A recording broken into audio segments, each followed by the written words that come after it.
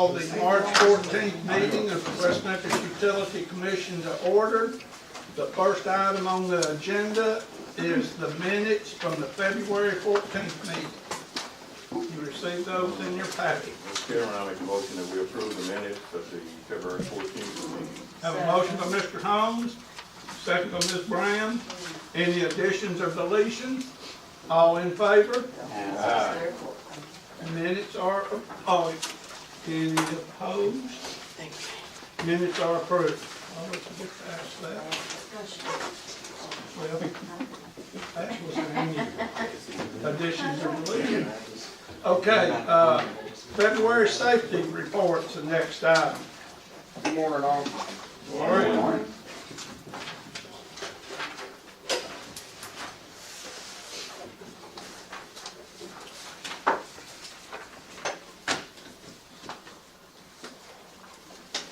Okay.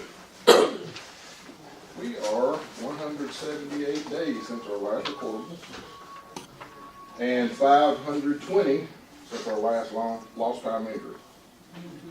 And we got goose eggs on recordables and incidents for the year. We're in good. Very good. Yeah, Zero's good.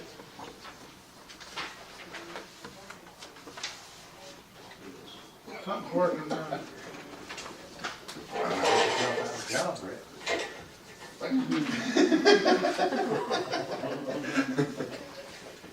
All right, we had a CPR AED recertification class, and our West Memphis Fire Department helped us out on this.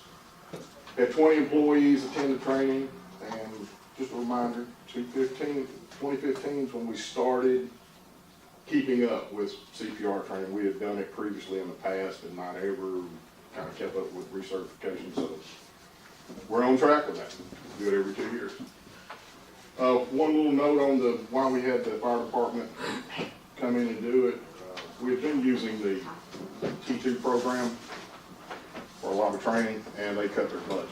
And part of the cuts were the CPR training because they felt like city entities should be able to use their fire department. So that's where we left with the fire. And it worked out good. We've also been continuing on with our water classes and preparing for testing. We had 5 employees attend basic water treatment. And I think the board's going to take your test in a couple weeks. Had 3 electric department employees studying up to take Class A CDL skills testing. And they did a really good job. They went and put an obstacle course in on one of the vacant lots on North 7th. Using a handout from the CDL book, and the guys have been practicing and testing up on their skills. And then the last thing I got, our monthly safety meeting for February was on It Won't Happen to Me. And again, this is some more behavior-based topics about complacency and these employees that have been doing the same job for a long time, and how you can fall into, I've been getting away with it. And I actually think that might be a contributing factor too. It's making all the employees realize they have a part in their own safety as well as everybody else. So that behavior-based safety stuff is starting to maybe kick in. Other than that, that's all I got. I got one question. Okay. Where did you find the vacant lot somewhere dry? Well, where Catfish Island used to be, Yeah. Oh, okay. there used to be a truck driving school there, so they had Yeah. everything marked. So all we had to do was go put out Okay. cones, and we could utilize that to practice on. So Okay, I'm just trying to think. all the time. Yeah, a space paved that you Yeah. drive truck over. Okay, very good. Any further questions, comments? No, I just training. I know we're looking at utilities and the guys out in the field, but don't forget about the office staff. They can always learn new skills. yeah, yes. And just like, Anything else? Anything else? Thank you, sir. All right, thank you. Keep up the good work. Personnel updates. All right, just to go over real quick, we have not had any new hires or any new resignation, so we're still at that same number of open positions. We are in the process of interviewing. We've went out, put the job postings out. We have been receiving a lot of applications, so now it's going through the applications and going through the interview process. We actually do have one that we have put out as an offer to, and we're waiting on drug screening and background checks. So that I know of one, so if all the information comes back, that'll be good. And I know the others, it's a matter of getting all the applications in and starting to do the interviews to go from there. I hope next month we'll be able to give a positive number in that we're starting to get those applications. If Janice was in here, I think she has seen and heard of a very positive outcome in what has been approved by this commission and the city council on. People are now wanting to come back and start to look at, so getting the right people in, making sure that they're the right fit for us. Any questions? Any questions?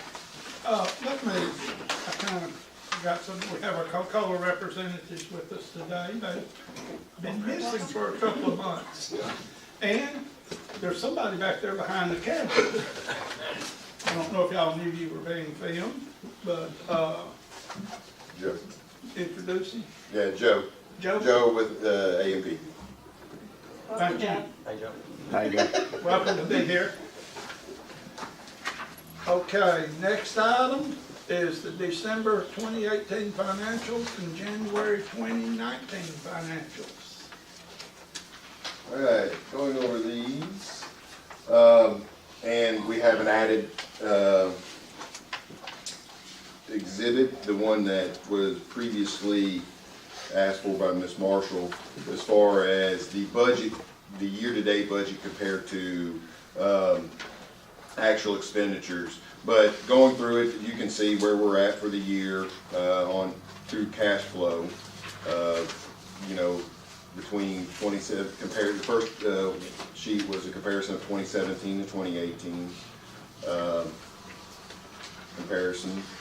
And then the next one is the budgeted to actual expenditures compared to what we budgeted to our actual expenditures. On those you can see, you know, our salaries and benefits were way low. The supplies and services, actually $1 million higher. And I can tell you, I looked at that, $700,000 of that overage, was directly related to sewer projects. Or not even sewer projects, it's the engineering and the studies we've done, the hydraulic capacity, the flow monitoring, all that we went and put in. We had not budgeted for. We did not budget for that, but based on as the year went, I saw we had the excess revenue, so I pushed it forward. Plus with the cap plan that was required, that we put forward through to the state, we needed to get that going. Okay, you can see the purchase power is up, but that's why operating revenue is up. You know, it's a budgetary number based on previous year sales. So The salary and benefits, that was just because we had so many vacant positions. that is correct. Okay. Transmission charges, I've explained that previously, about the tax cuts associated with that. And then the other ones are dead in line, real close to that. The payment in lieu of taxes, you see barely above, but that's based on revenue transferred to the city. Everything else is in line there. And then the next page, you see the breakdown per service product of the expenditures. Okay. After December, so again, 2018 very well done, but y'all will start to see some very large expenditures again and associated with sewer. Okay? All right, starting out in January, started out again with a good month. Again, salaries and benefits are still below, supplies and services are still above, and again, that is where the engineering and the studies that we're doing within the departments is a large contributor to that. Purchase power cost was down a little, but you can see transmission is down quite a bit compared to last year. And if you remember, those tax cuts did not take effect until like May, I think, of last year, is when we saw those tax cuts in the transmission charges. So that's why there's, as we get to May, you'll start to see the numbers, maybe not, because these are year-to-date, they still will be a less number, but you can compare it month to month, they would be more the same. Okay, and again, capital expenditures, we just haven't bought anything specifically in the month of January. Okay. And then, again, see the other numbers. Okay, the budget year to date is as it's 2 months versus 1 month? Is that how you do that? No, the budget year to date, these are actual expenditures for January. The budget number is as of 2/28. That budget number actually changed during commission. I think, was it last week it changed because they did an adjustment of our transfer to the general fund. So that's what that means, is as the budget is fluidly changing, that is going to change on the right side. Because they had some changes in our transfer to the general fund. So that's why she put that up. So the budget year-to-date numbers are as of that date. Okay. Question. All right? Even this one with customer accounts. How can it be a negative number in Somebody paid on something. that's exactly right. We haven't done the write-off this year, and the old write-offs, we've actually collected more than we've spent. Okay. In that particular, and I think there's 3 line items that actually, I'm looking at Tori because she's the one that does these reports for me. I think there's 3 line items, because actually, me and her talked about that one specifically already. That's why, there's 3 line items that actually picked that up, and we actually collected from old write-off bills more than we had spent in those 3 accounts. Okay. But when we do our write-offs, yeah. If you go back to the December one, if you notice, the customer supply accounts, we wrote off more than $222,000, but that's because we collected on old write-offs. And we don't forgive. Right. That's correct. Yeah, that's correct.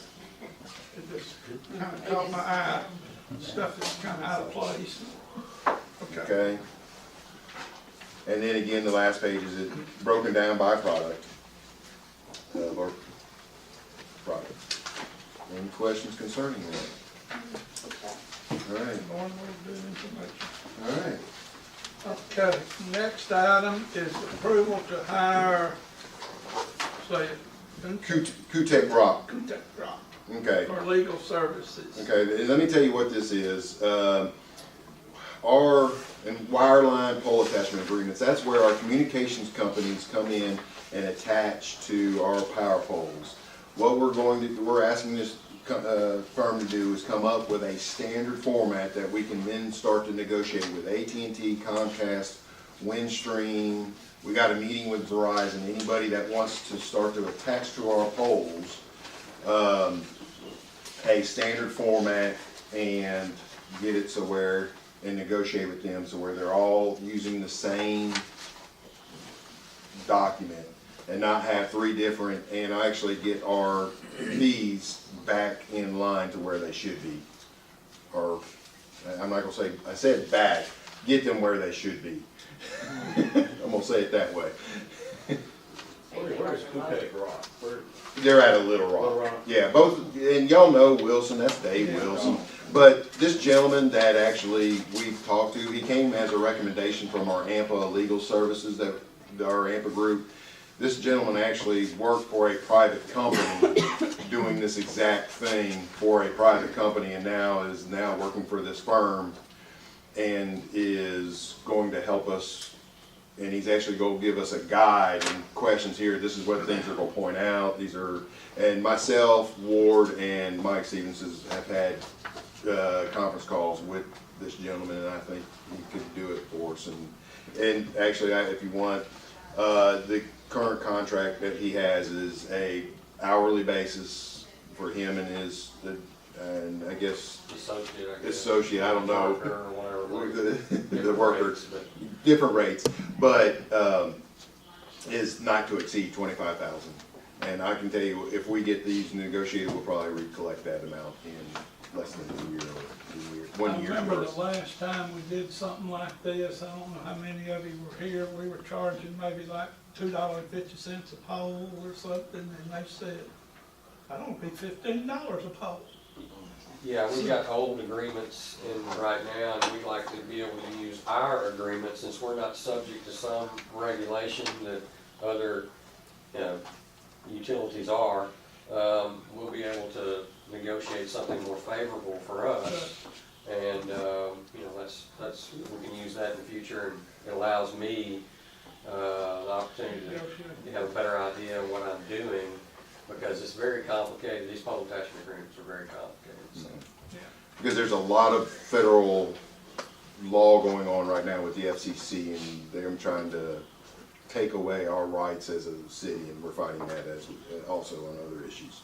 So, if I could get a recommendation, or get approval to hire Q-Tech Rock. Make a motion that we have hired Q-Tech. We have a motion by Ms. Marshall, second by Mr. Holmes. Any further discussions? All in favor? Aye. All opposed? Motion passes. All right.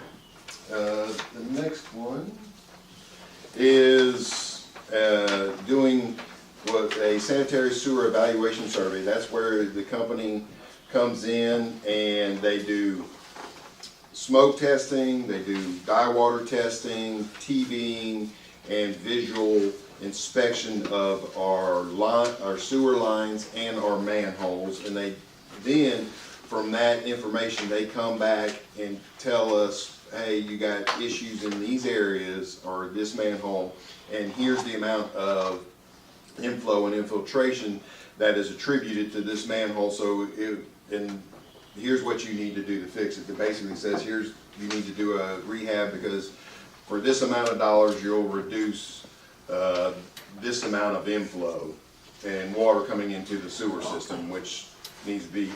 What you see on the second page are the areas that we've done. If you remember, we've done basins 3, 4, which is the Walmart, and then from there down to about Broadway area.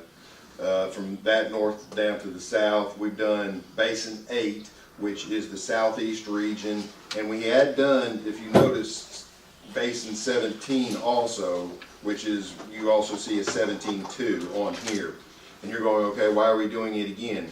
Well, during our flow testing that we did, where they were measuring our inflow, this one, we had already done some improvements. All the other basins showed improvements based the lower inflow. This one went up dramatically. Ward and AJ went out and actually tried to see if they could find open areas, and we could not visually find any areas. So we're going to ask them to do a smoke test of that area only to see if because they're like, as soon as it starts raining, you've got something where water's coming into your system immediately. We can't find it, so we're going to ask them to do that smoke testing for us, and hopefully we can find those issues in this area. Once they do this, and it'll be done this summer, because you wait until the ground is dry and open. Once we do this, then we will start developing a construction improvement that will then be taking place next year on this area. Where is this located again? 17th? Well, I'm looking at it, but I don't see any street. I would say, okay, Yeah, what's north? That's north. Okay. That's north. You're looking at it as north. If you can see, you notice there's a gap right there? That gap is Broadway. Broadway kind of separates our sewer systems. It seems everything north of Broadway, and this is all the east. And you can see this area is, that's the trailer park, or RV park, Dacus, yeah. Lawman, thank you. And so you work in, as you go east, this is actually, and I'm gonna start to butcher some of these names. It's over in, I'll call it the East Junior High area. Is this, in the East Junior High up in that area, WECAD, in that area. Yeah, this is not the whole city. You're basically, this is just the east side of the city. This is the all east side. Why am I doing the east side? Because what is this is where the flow, this was the top 5 regions.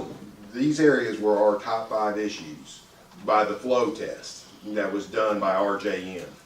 So we said, let's go find our problems in that area first and fix them, because it's our highest inflow areas. Okay. I apologize. Okay. So just Missouri's over here? Yes, somewhere? yes, you don't even see Missouri. That street that runs right, is that Ingram? That's probably Ingram, I would agree with The that. WM? Yes, 15. that is Ingram, because right here is That's where it Ingram. goes over Okay, the interstate to, okay, this is, okay, yeah. we got you now. I should have put some street labels on there. For us who look at these sewer lines You know every exactly day. what you're looking at, we're going, I'm trying to place it. Okay, Sorry about that. okay. Okay, so kind of an unrelated question. All right. Related.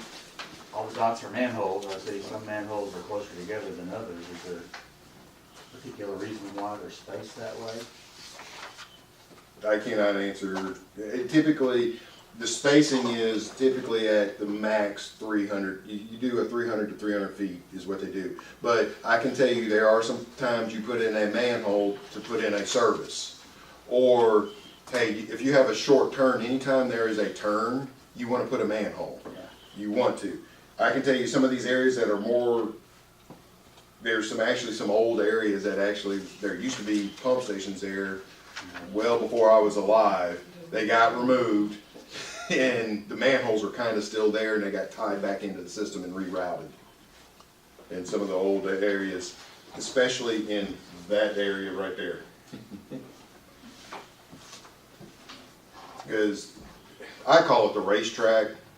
That is where you can go over there and do the streets. I don't know. It makes a loop. Yeah. You know what I'm talking about? Ms. Brown? Oh, I thought you had a question. No, I finally figured out where we are. Yeah, I call that the racetrack where you know. The Kendall subdivision. Yeah. Yeah, I didn't know that. So, with that, again, I can tell you the estimated cost on this is $350,000.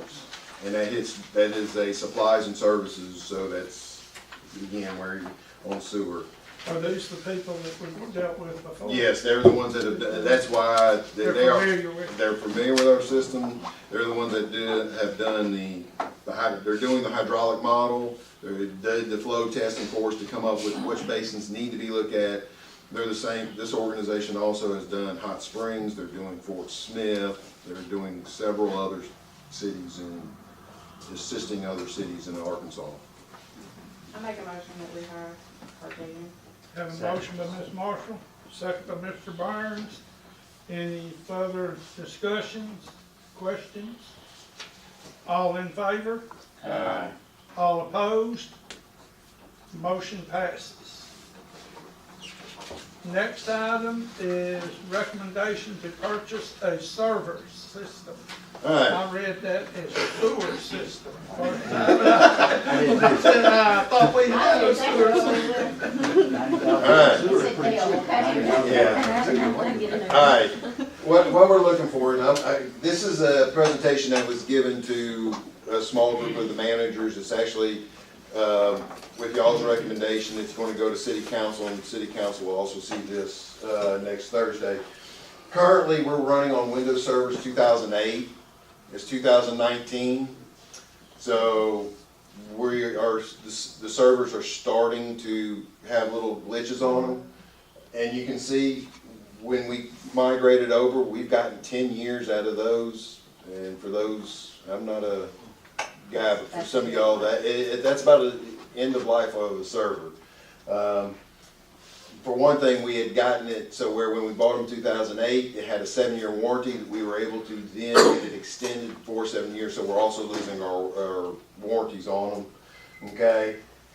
And what we're asking is to, and the reason you see January 2020 is into life, as y'all know, Windows 7, January of 2020 is no longer going to be serviced by Windows. You're going to have to upgrade to Windows 10.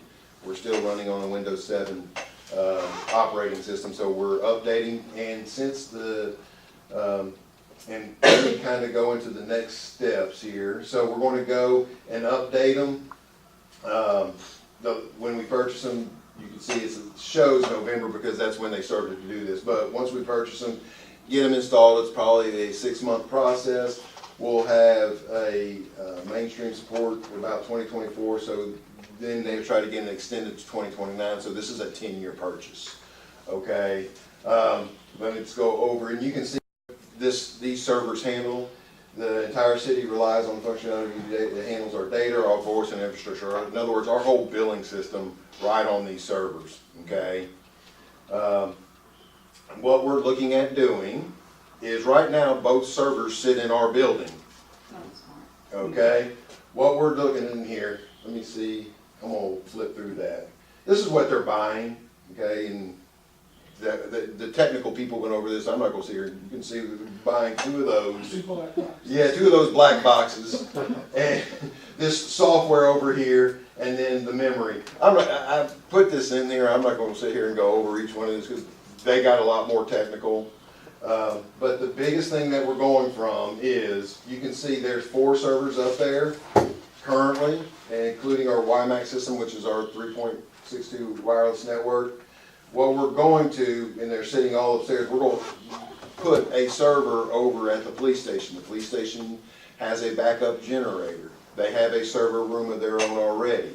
So what we're going to end up doing is having one here and one over there, and they're going to start to talk to one another and be a backup, as our backup. So if something happens here, this building burns to the ground, we have a full system over there that we can then deploy. Excellent. Yes. Okay? All right. Do we have any off-site, I mean, really off-site, like in Little Rock or Jonesboro or? Nobody does that anymore. Everybody does it to the cloud. Okay. Everybody's going to the cloud. Is it at the cloud? Yes. Okay. But the cloud here's the issue. You got to have some. This building, that's right. You got to still have to have the equipment. Right. This is going to have that other equipment sitting there where it is to the cloud. But again, we're going to have it so where we got one here, one there. Something happens at either building. The other things that we're going to start to include is, here's the other things, and let's go over, I'm going to go through them each one. We're going to have to increase the bandwidth. As y'all know, not too long ago, we went and every city building is now networked together. Their bandwidth coming into that facility is not able to handle if something happens here. So we're going to have to increase the bandwidth over there, which will be an added monthly cost to AT&T for a little bit. But again, and then we're going to have to increase the bandwidth between the 2 buildings for a temporary period of time. We're going to have 2 sonic walls, so we're going to have one over there, one over here. Because if something happens here and we start running the whole city email, because right now our city, the whole phone system is out of this building. Yeah, all of the email is out of this building. We're going to have that so where we're getting another phone system and we're going to have it over there. If this building goes down, the rest of the city then will start operating off of that phone system, okay? And again, what does it still not consider is all our windows, because I'm bringing to you, you see the amount, I think, that just this is costing. Any of our computers that has Windows 7, we're gonna have to upgrade to Windows 10. And you see the time frame, so we're potentially coming back with more budget amendments and more approvals to start to do some of these things. So you gonna update Windows, or are you gonna replace the machine? Yes, Yes. because some machines aren't worth updating to Windows 10. That was my point. So you buy a new machine. Some machines are only a year, and when we switch over, our guys that we use as our contractors, they thought ahead and said, hey, once we switch to Windows 10, this machine, you just go and patch it in and it just updates itself. Update, upgrade the software. So yes, are we going to have to buy machines? Yes. That's where that, I'm saying potential more cost is coming. What I am asking y'all to do is make a recommendation that, to City Council, that for the purchase of these two servers, and the utilities will be paying 100% of this cost.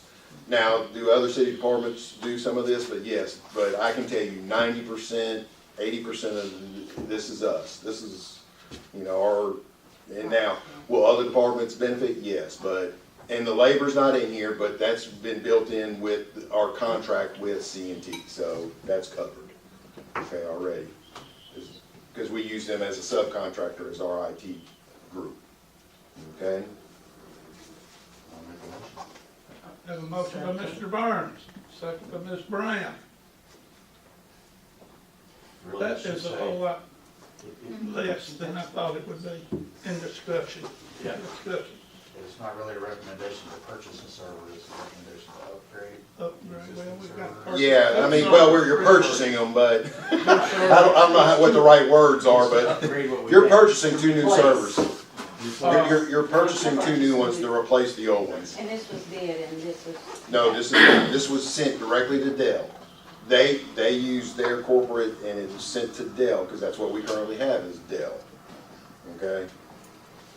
I mean, we're not replacing it with any, a Unis system or a SQL Server system. We're going back through with a Well, Dell server system. I think this is a great move. We've got two multi-million-dollar industries here, the city and us, and we're operating like my convenience store on the corner when it comes to this, so. Any further discussion? We have a motion and a second. All in favor? Aye. All opposed? Motion passes. All right, the fun stuff. Paul?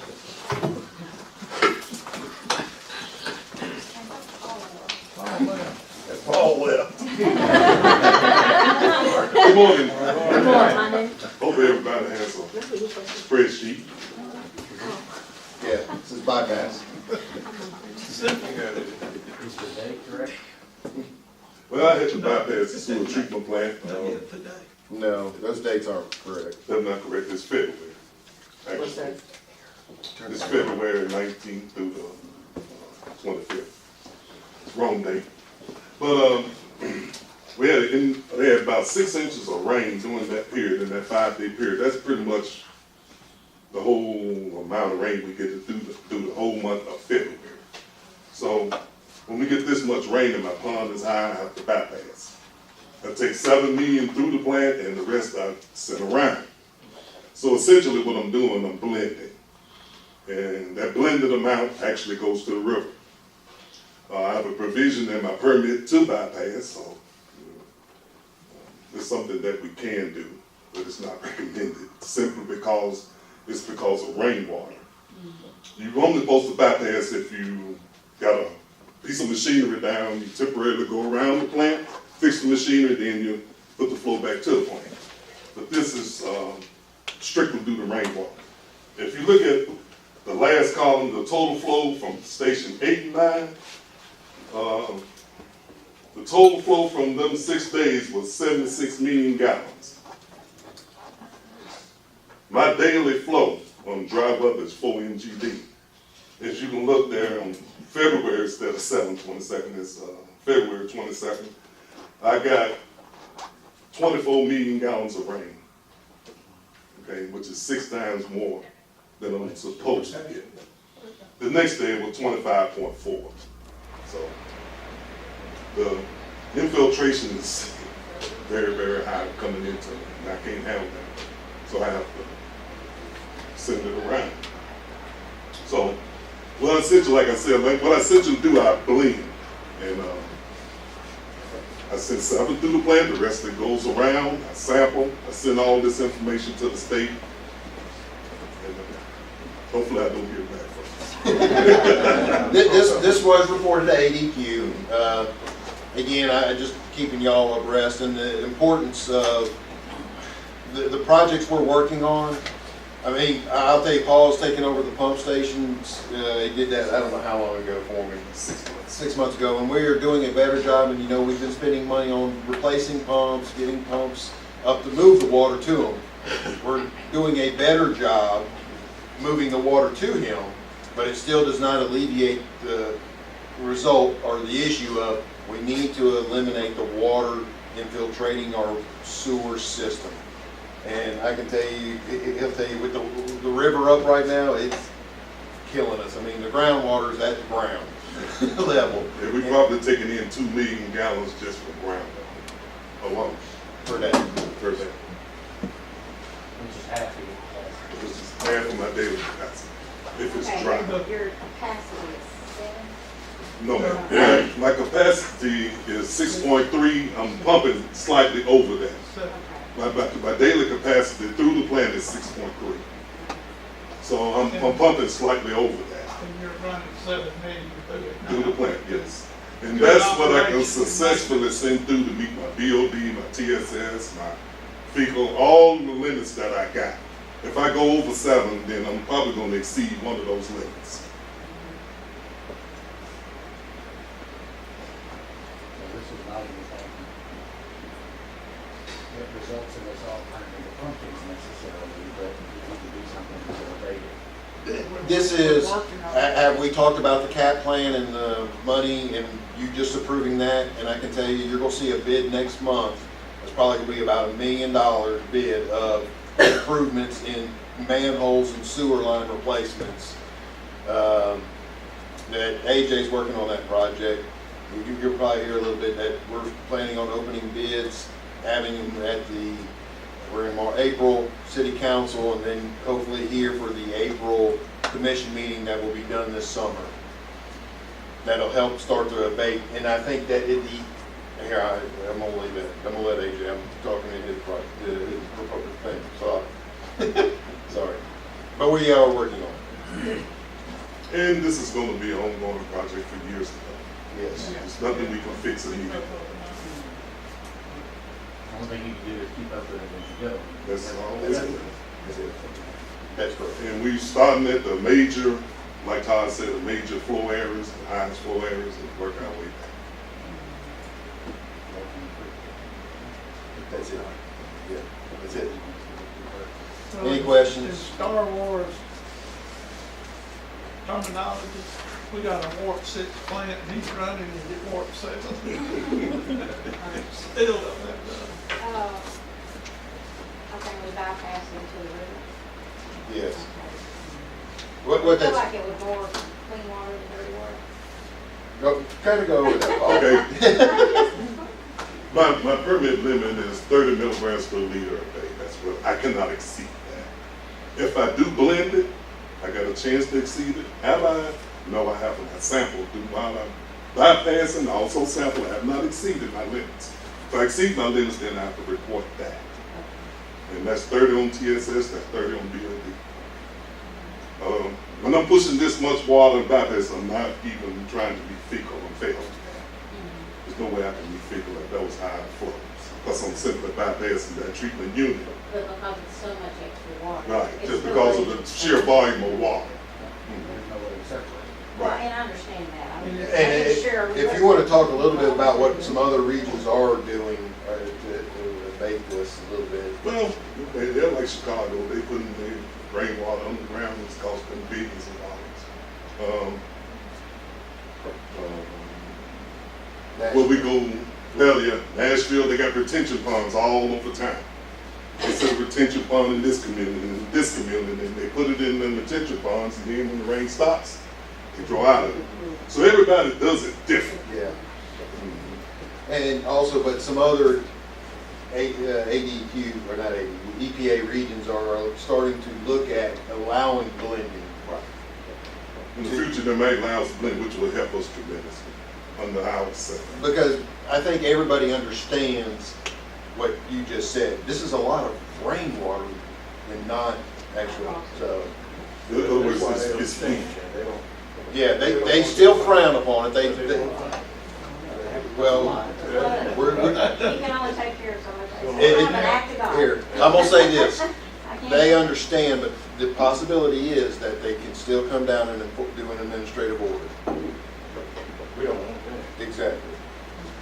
Well, I think several cities in Little Rock, I mean in Arkansas, are in Memphis. Administrative order. Administrative order, which is, I don't think necessarily a bad thing. You just have to meet goals there. That's it. Which is not necessarily a bad thing. You just have goals to meet, and then you have to meet them. You just have to spend the money.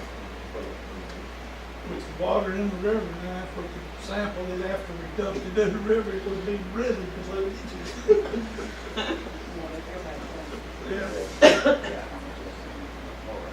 Oh, Memphis dumps it all the And Is there anything we can do out there? no, time. hey, this is a long process. And I can tell you, next month you'll be seeing a report on it. Because what we got last night, it raised, how many inches did it raise the pond in one night? 12 inches overnight. 12 inches. About pass again tonight. Today. And we had not caught up because the groundwater was coming in on us so hard. And 12 inches though, remember that pond for every inch is 1 million gallons of water. Plus he's sending 7 in, so yesterday we had 19 million gallons of water come to the plant. And the basins are full, and we gotta, and I'm trying to get, our biggest thing is getting it out of the city, keeping it from overflowing within the city and get it, but Have we had much flooding? I'm not sure. Flooding is a different area. I'm trying to get. We did on Pierce Street today. Yeah, Yeah, they barricaded Pierce Street. I didn't know that there was going to be anything. All right. Thank you very Thank much, you. sir. I know you've been working awful hard. The next item is project updates by engineering. Okay, we have one. No.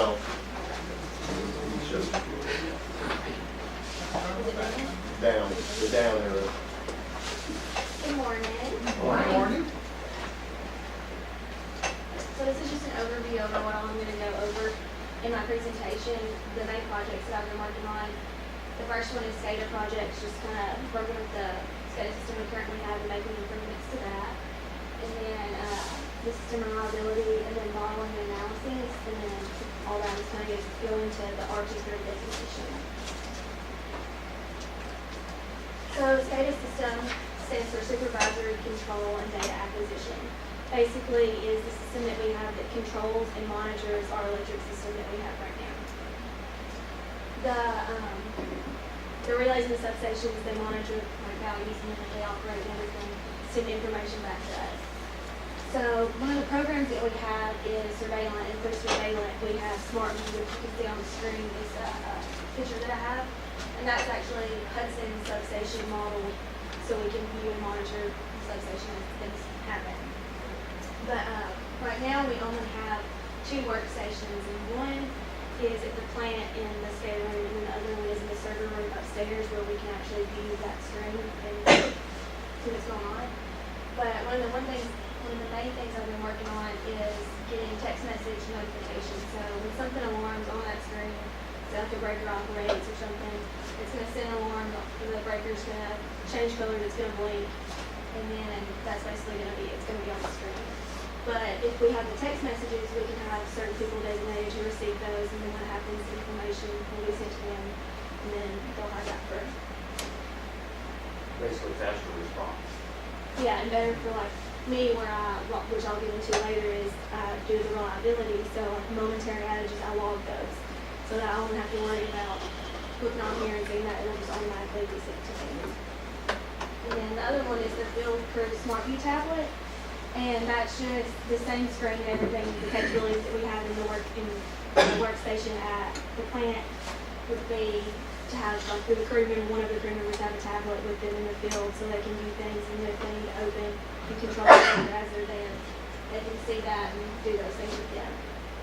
And then the other one is, there's kind of been a foundation laid for this one, but we have the generator on site in the bathroom, so that's still know that. But the only like monitoring we do of that is physical, going out there and looking at checking things, and each one of them does a test one. But what we're looking at is the generator actually into our SCADA system, so we'll be able to look at the run while it's operating and some testing, and then fuel and just all the information to just to be able to have a better understanding of that. And then this is the system reliability. When I first started working there, I started calculating the system reliability, and I had that all the way back to 2014. So I had a lot of information to go off of, but what I use is reliability indices, which it's just like a national thing that everyone uses just to kind of benchmark their system and see where everybody stands if they're operating. But from 2014 to 2018, the data that I had, I just had an Excel file that I used and just kind of input the formulas and stuff. But for 2019, we actually purchased, it's called the E-Reliability Tracker, and it's through APPA. And this is an example of it on the screen. And it shows like you put in the address, and then you can break it down to the substations and the breakers and everything. And it does what I did plus a lot more. It's able to do the indices like I did and then report the outages. But it also gives you a function to generate reports, and then it breaks it down to, it'll tell you like which substation has the most outages and stuff like that, just where I hadn't done in my Excel file yet. And then the other thing that it also gives you is the at the end of the year, it gives you a report for like, I just got the 2018 report, and it compares you to basically everyone who also has purchased this tracker. So it can compare us to people in our region with the same customer size, just overall everyone who literally owns this tracker also. Now I'm going to give you kind of, this is two of the indices that we use that I'm going to use to show you for 2018 that we have the data on. But SAIDI is System Average Interruption Duration Index. But it's basically the total amount of time that our average customer has an outage throughout the year. So, and that's just calculated by taking the outage time, you multiply it by the number of customers interrupted, and then you divide it by our total customers. And then Katie is basically the time it takes to restore power. And then this is going to be our data for 2018. On the chart on the left, the orange column is us. The red column is utilities with the same customer size as us. And then the brown column is utilities in our region. I think there were 16 total utilities that compared to that. But for SAIDI, which is average time, we're at 317, and that is in minutes too. 317 minutes. So overall for the year, we have about 5.3 hours that our customers are out, which when you look at the overall year, that's pretty good. And compared to the region, we're slightly higher than utilities with our customer size, but we're quite a bit lower than utilities in our region too. And then restoration time, we're lowest compared to everyone. I think it's like 3.8 hours, I think, something like that. 230 minutes compared to everyone else. And then this is just a chart that I did for all the outages that to find our, what causes most of our outages and everything. And right now, the top, I just did the top 3, but you can see all of them on there. The top 3 is faulty equipment, and the second one is unknown. And then the third one is predator wildlife, which that's basically squirrels.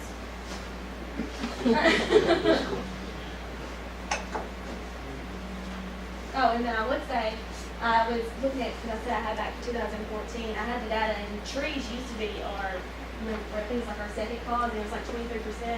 But since we've started our like extensive treatments, it's gone down 10%. And then this is another indice that I'm gonna introduce that, the tracker calculates for us. And it's basically, the percent of our customers that experience an outage. And this is so far, I did this on a monthly basis just because I didn't want to do overall since we're only 3 months into the year. And March only has the first, little bit of it. I don't have all the data up until today. But our values are pretty good compared to, I looked at this morning, just to give you an idea of like compared to 2018, our values, the lowest safety value we had for those months was like 2.21, which is, none of those are close to that. And then, the KD values was 98 minutes, 178 minutes, and then 67 minutes, which overall were lower than that too. And then the safety, which is the percentage, it was 2.2 for 2018, 3.5, and 14.3. So we're lower on all those aspects. And then this is the same chart also, that this is from the reliability tracker. This is the one that I did. But you can see that the top 3 is still squirrel, unknown, and equipment. They're all tied right now, which is 3. But the next thing I'm going to go into is the system modeling and analysis. And I know y'all probably see unknown and you're like, how do you not know what the outage is? But this is something that'll really help us kind of narrow down and pinpoint some of the problems that we have within our system, because we have windmill map and windmill analysis.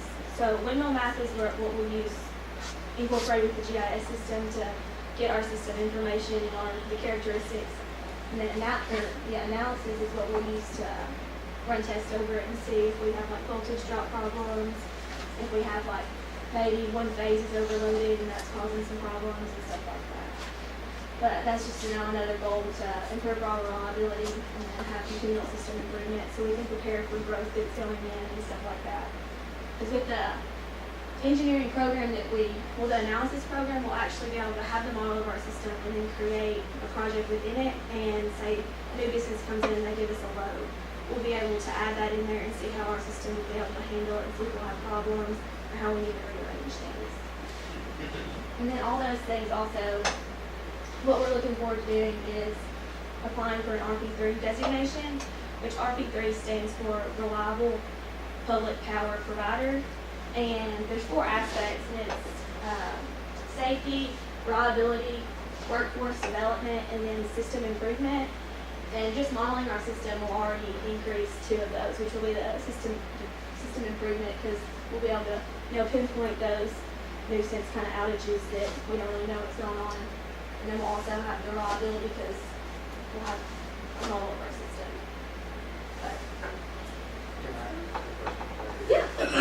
The RP3, aside from internally providing us with information, is that something that would be beneficial to, say, for example, recruiting new business? Yeah. I was looking at Where this. you're headed with that? I was looking at the data this morning, and actually, only 254 people out nationwide have this designation, so it's a big deal, like, to have this. And I think it said over 2,000 utilities, like, total, they're applicable for it, and only 254 have it, so that would definitely be, yeah. It's something that American Public Power created, and you have to fill out, it's going to be an extensive, and you fill it out, and you send it in to a group, a panel of people, and they evaluate you, and then come back at different levels, and then tell you areas that you need to improve on. So it's just an outside person that is helping you assess your system, and hey, here's areas you need to look at and areas to improve. It's just that continual improvement process. There is one in Arkansas that has done it, Conway. I don't know what, because within the RP3, it's not just like you have it, you get, like, there's 3 levels. There's the gold level, the platinum level, and then the diamond level, which diamond's like the best, of course. But I Fred don't is know correcting if me. they're- And he is correct, I wasn't sure. Hope Arkansas. It just recently did it I also. think they got designation right. I know, okay, Conway had done it 2 years, that's the only, okay. That'd be great. Yeah, and it's something we can show in industries coming in, and it's recognized again nationally by American Public Power. That's it. And also our internal improvements. That's a great question. Yes, sir. Our SCADA system, is it gonna be compatible with these new servers and stuff? It should, Right. yeah. He was talking about this building getting destroyed. Mhm. Okay, your only other access to this data is Hudson, right? Or, I was about to say, yeah, it's in the plan. okay, Yeah. both of them are. Yes, sir. I thought one of them was at the substation. That's the old one. Okay. And actually, one server's gonna sit here, we actually have a dual system up there right now, there's a SCADA A and a SCADA B up there, one's gonna get moved. Okay, that's what I was talking about upstairs. Yeah, one of them's gonna be over there, one's gonna be sitting here. Because right now, SCADA A and SCADA B is sitting upstairs, and actually, just the other day, she dealt with an issue where something happened and SCADA A went down and it automatically flip-flopped and started running on SCADA B. So it'll be Again, off-site, one will be off. Yeah, we're gonna move both of those. And then we have the workstation down there that you can log in. Thank you. You're welcome. Does anybody else have any more questions? Thank you all. Be nice to understand half what you said. I told her, I said, when you put up these summations that big, I said, they're gonna go.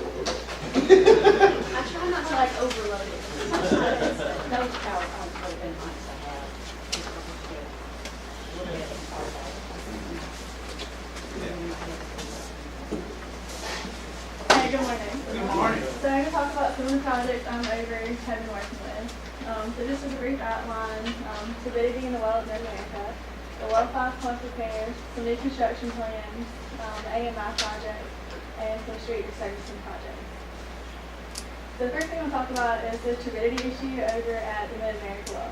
So what is turbidity? It's defined as cloudy water. And technically we could use this water in case of an emergency if we needed to, but it's not very pretty water, so that's an issue we want to address. So our goal is to purify the well water for potable use. I've been doing some research, and you kind of have 5 basic steps on how to go about treating turbidity. You have coagulation, flocculation, sedimentation, filtration, and then disinfection. So our next step is we're going to Perryville, Arkansas. They had a well with a similar turbidity issue. And we just want to see how they went about fixing it, what kind of designs did they use, so we can kind of get another starting point of where to go from here. The next thing I'll talk about is well 5. I know I've talked about this before, but kind of as a recap, it's located behind the Trinity Church. We had Lane Pumps, they're our contractor, and they came out and they were trying to pull our pump a couple months ago. In the process of trying to pull it, half of the pump assembly broke in half and fell to the bottom of the well. So Lane came over, they ran a camera down in our well to locate what parts were where and what all was down there.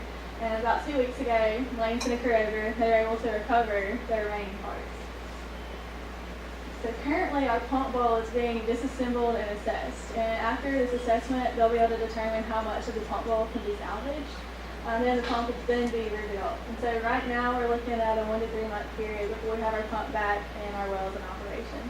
Our goal is to have it back in operation before the warmer months arrive. So we're hoping for that 1 month. We also have some pretty exciting new construction projects. The city, whenever a new construction or remodeling project comes up, the city gets plans. Those plans come to me, and I get them approved regarding the sewer, water, and electricity. So some exciting ones we have is we have the new West Memphis Public Library off of Broadway coming, so that'll be a nice new spectacle downtown. Southland Gaming is also doing a $250 million expansion, so this is a pretty big project. And this is supposed to also open up 400 new jobs, so this will be really good for the city. We're also getting a new restaurant next to Applebee's, so somewhere else to eat. I also want to talk about our AMI project. We're reinvestigating implementing AMI into our water and electrical systems. Again, AMI stands for Advanced Metering Infrastructure, and you can kind of look at the picture for like a simple idea of how it works. You have your smart meter at your house, which is able to communicate directly to the office, which communicates to the communication device and the utility pole.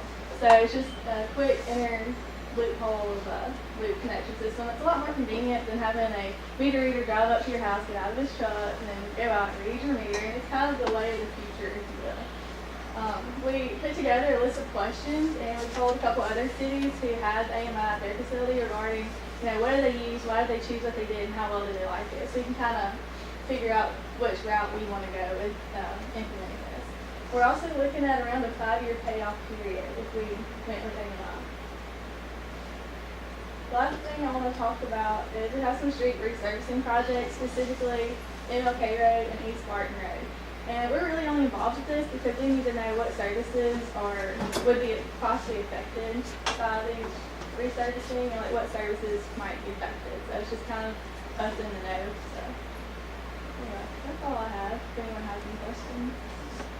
What about the water tank on Broadway across from the library, where the new library? That's not. I know it, but did anybody know how that's going? My understanding, April 1st, or April. Divided up Yeah, into- in April, yeah. Yeah, It's gonna be pretty down there, I guess, with the new library and that little area. that's good. But the AMI project, I'm hoping before not too long, next few months, that I'll be bringing a proposal to y'all looking at going to AMI, because it's not only a financial payback, but as Brett will talk about it, it becomes a major safety improvement to what goes on with our guys. It keeps our people out of situations. And you're surveying some other cities that's using it. I did. Okay, and when will that be completed? We've already gotten those surveys back. It's like 3 different other cities we looked at. What are they saying about it? They just have different vendors, different hosts, just a bunch of information. I could get that to you later. I mean, the positive things? Yeah, so everybody likes Everybody it. likes So it. everybody has regrets with it. Okay, and then the 5-year payback on that. That- The 5-year we originally looked at was doing the electrical, not dealing with the water at first. When you start to deal with the water, because of our water rates, it causes that payback to become much longer out. But the benefit, the safety benefit is largely on the electric and operationally also on electric. So and we're going with the electric and the water? We're looking at both. We're evaluating both. Right, okay. Because other cities have done both. A couple of cities, I know Hope, they did both. Conway they are implementing both, but they fully implemented electric and are slow-going water. It's just because of what it takes to do the water. It's not as simple and, It's more expensive. Correct. It's more expensive to implement. Okay, so it's not really a 5-year payoff anymore, you don't think? It might be a little bit further if we do water. We might choose not to, or do water in-house ourselves. That's one of the things me and Ward have got to sit down, and Kristen, and go over all this information and see and then come back to y'all with the information and see what we think would be the best recommendation. So we haven't fully committed on what we think, on what is the best. That's kind of why we put together this poll to ask other cities. Yeah. And see why they did and how they felt about it. Well, if they still have trouble after the rate increase of 100 employees, it's still better than Well, it's not only that, but Brett can tell you that, and others, going into a backyard to disconnect somebody where you're fenced in is a major concern of our employees, and I completely understand that concern. And something else along the same lines, if you're disconnecting certain accounts, often you're exercising that meter base a lot and put a lot of exposure to the person that's opening it up. And it will, those meter bases are designed to plug the meter in, seal it up, and not pour it in and out, because it will, yeah, it will. There is arc flash issues with just exposing that. Now, this is, I think that you're alluding to that. You sit in the office in here and disconnect somebody's power. Exactly. They come in and pay when they get home, and you can have it back on. That's good.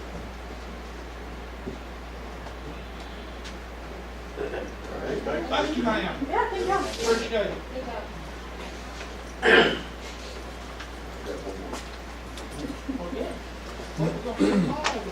Yeah. They started to get their own specific projects. Good morning.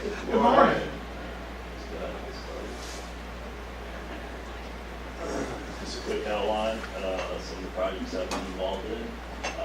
Pump Station 1 rehab, the cat plant, and the 2 bar street removal at the wastewater treatment facility.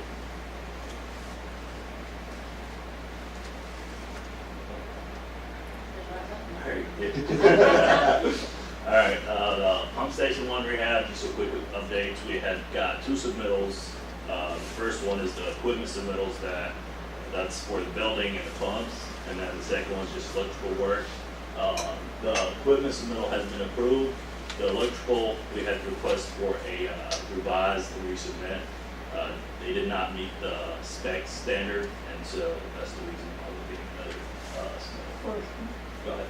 pump station 1, where is it located? It's located on Woods and Bolt Street.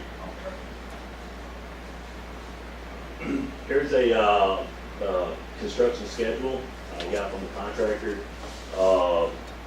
The pumps and buildings are expected to be delivered on May the 1st. And May 2nd, that's when they kind of start doing construction. The project is expected to be completed by July the 5th. You know, as you can see the dates of the process. Yeah. Any questions or? All right. Here's a quick photo to just kind of see of the existing building. We're planning to get a new building as well. Here's the new building that we got. That'll be delivered on the 1st, as I mentioned. So next is our cap line. Just a quick reminder that the Arkansas Department of Environmental Quality had requested West Memphis Utility to submit a corrective action plan, also known as CAP. The whole goal is to eliminate the I&I, the infiltration and inflows, and also reduce the SSOs, which is sanitary sewer overflows. So the CAP includes the wastewater treatment facility hydraulic capacity assessment, and the wastewater collection system hydraulic model, and the 2019 manhole and sewer line rehab. So the hydraulic capacity assessment, we had hired Fisher Arnold to do a assessment study at the treatment plant, or the wastewater treatment plant. So the assessment study is designed to evaluate the wastewater treatment plant to ensure that the plant is capable of handling the stormwater that we get in the sewer capacity. Next is our hydraulic model. We hired RJN to develop a hydraulic model. It's a hydraulic model is a engineering analysis that evaluates the benefits of a proposed improvements. This model can perform a scenario, a what-if scenarios that a future improvements, performance, land changes. If we have a new customer that comes in on an existing building, we're able to determine that, and then also the wet conditions. The 2019 manhole and sewer line rehab. Here's a quick map showing where the areas that we're planning on rehab this year. So that's basin 3. You got basin 3 and 4 on that side, and then 17 and 8 on this side. Alright. So quick updates. The plan and specifications has been reviewed, and the project has been advertised to public. Our opening bids is scheduled for April the 3rd at 2 p.m. Here at the utilities. The project is generally consists of manhole rehab that includes pipes. That includes repairs, covers, frame, seal, and then the pipe repairs rehab includes pipe burst, pipelines and direct replacements and point repairs. So, as Todd mentioned earlier, that we hired RJN to do a study, and based on their study, they gave us some data, a report, and this is their projections of for 2019 rehab, our projections to reduce I&I. We have it broke down into by basins and by manhole inflows and pipes, and also the total. As you can see on basin 3, you have over 600,000 I&I coming to gallons per day, which is 37% of our I&I. Based on RJN study, we were getting 1.6 million gallons a day, that based on their time of study. Our goal is to eliminate 1.4 million gallons, which is 85% of the I&I in our sewer model, or sewer system, sorry. Now we have talked about the 85% of I&I that we're planning to eliminate. This is our projection cost for the 2019 rehab project. We're expected to spend over, $857,000. There's a breakdown of the reason why we're doing the 85% is we're getting our money worth. If we were to plan to do 100%, we're expected a projection cost of $2.6 million, and I don't think that was, yeah, there you go. So next is our bar screens at the wastewater treatment facilities. The bar screens are fully automatic bar screens for collecting and removing debris from the incoming wastewater flow. The update on that, the 2 bar screens have been installed and fully operating. I have a few photos just showing when they were installing the first one, and then the second one is just showing that both bar screens are there with the safety rails, and they're operating. I have a quick video just kind of show you during the process when we were inspected, and just the when we had the guy from the Vulcan technician inspecting the bar screens, and I decided to show you all the operation and how it operates. You can see the screens are down below in the water. There it goes. The end of the plan, it comes in. It would throw the solids into our conveyor, and the conveyor just takes it out.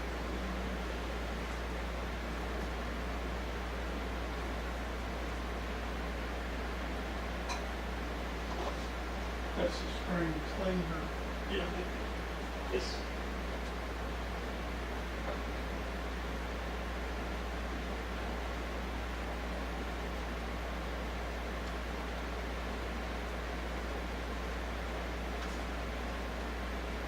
And that's it. If y'all have any questions, before I'll complete my presentation, I would like to get Paul, and he'll talk to you more about the bar screens. And there we go. Yes, since we put these bar screens in, these are called climate screens. The other screens we had were called step screens. They were very inefficient. So since we put these in, the pass-through of rags and trash through our plant is essentially eliminated. It has also eliminated trash getting to the Mississippi River, which was a problem. So these are really cleaned up our plant. It stopped rags and trash from hanging on my T-valves and then my clarifier. So they're doing a good job since they put me in. Makes it easier to treat too. Yes, it does. I've heard other places disposable diapers are a big problem. And Paul, you might want to talk about why Paul likes these so much, because of where the equipment actually is. It's at the headworks. Well, just, Above water. it's above Above water. water, there's no moving parts that can erode down in the water like those things. They have to constantly rebuild. And, so there's no moving parts underwater, which is good. All right. We just finished that recently. Yes, last week.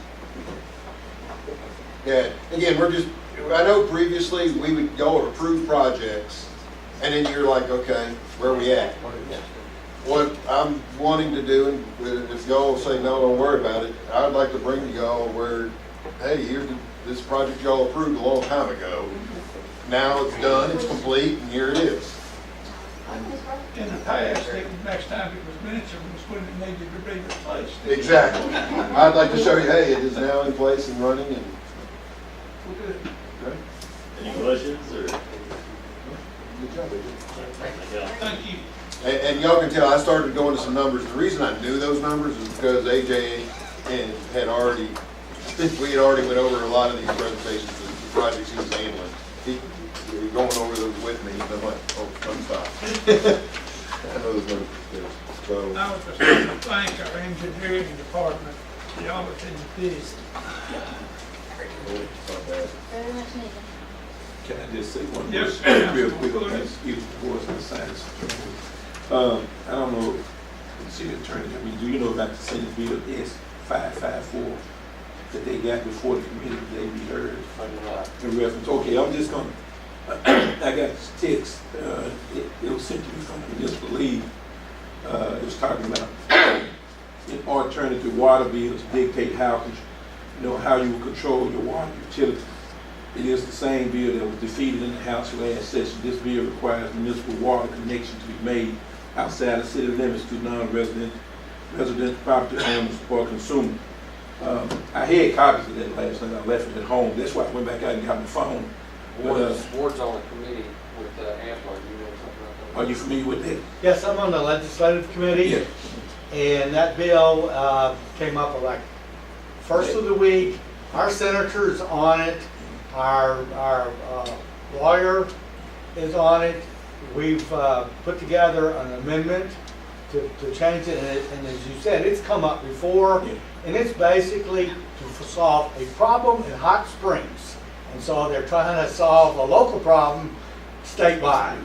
But yeah, we're all over it. It's actually on the floor today. Yeah, Tim.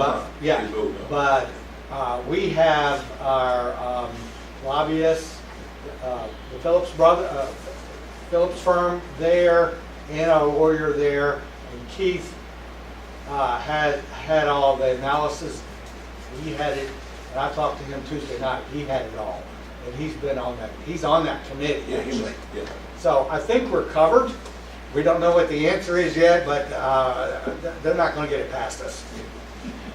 Just But I just okay. want- yeah, just And I'm glad you bring that up because most people don't know this, but Ward is actually on a legislative committee of the Arkansas cities, and they look at all the bills that are coming through and seeing how they affect all of the municipal, and when I say municipal electric, because our organization is the municipal electric. But we don't only look at our electric, we look at the water, we look at how some of it could affect some other cities. And with several other bills that have came up, we have gotten pulled, so appreciate that. Well, I sit on the state, public safety committee, Okay. advisory council, so Okay. we get the same thing. I just Oh didn't boy, make the I'm last going to meeting. be dragging you into this. Yeah. I didn't make the last meeting. Because we sometimes need support of folks that's beyond our control. Anything else come before us? I'd like to thank Councilman Poole, co-color representatives. Good to have y'all back. Thank you, sir. Anything else to come before us? Mr. Ross, I make a motion that we be adjourned. you have a second? Second. Motion and a second, all in favor? All opposed?